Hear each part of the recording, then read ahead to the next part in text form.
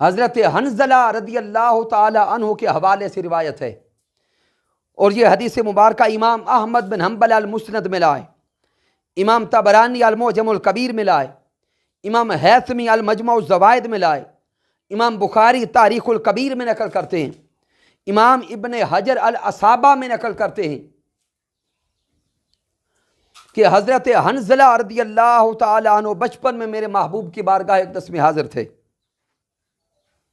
میرے پیارے محبوب علیہ الصلوۃ والسلام نے ارشاد فرمایا، ادنو منی یا غلام، اے پیارے بیٹے میرے قریب آؤ۔ حضرت حنظلہ رضی اللہ تعالیٰ عنہ میرے محبوب کے قریب چلے گئے،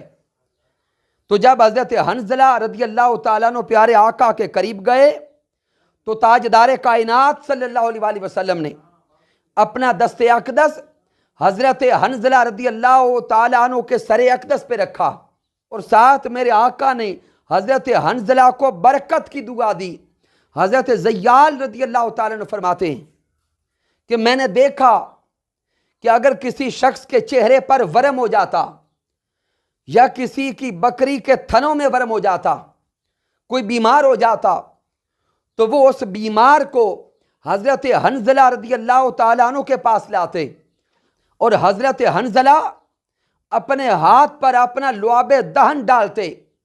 اور اسے اپنے سر پر ملتے جہاں پر پیارے محبوب علیہ الصلوۃ والسلام کے دست اقدس لگے تھے۔ حضرت حنظلہ اپنا ہاتھ اپنے سر پر ملتے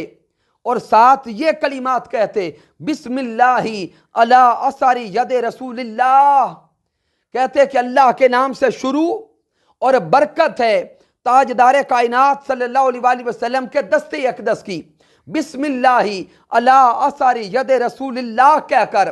اس بیمار کی بیماری کی جگہ پر لگاتے، ورم زدہ کے ورم کی جگہ پر لگاتے۔ جب وہ ورم زدہ آتا تو بیمار ہوتا، جب حضرت حنظلہ دست مصطفیٰ صلی اللہ علیہ وآلہ وسلم کی برکت سے اس پر دم کرتے، اپنا ہاتھ پھیرتے، جب آتا تو بیمار ہوتا، پلٹ کر جاتا تو شفا پا چکا ہوتا۔ تو سامعین محترم، یہ برکت ہے دست مصطفیٰ صلی اللہ علیہ وآلہ وسلم کی، جس کا اثر جب تک حضرت حنظلہ رضی اللہ تعالیٰ عنہ زندہ رہے تب تک رہا۔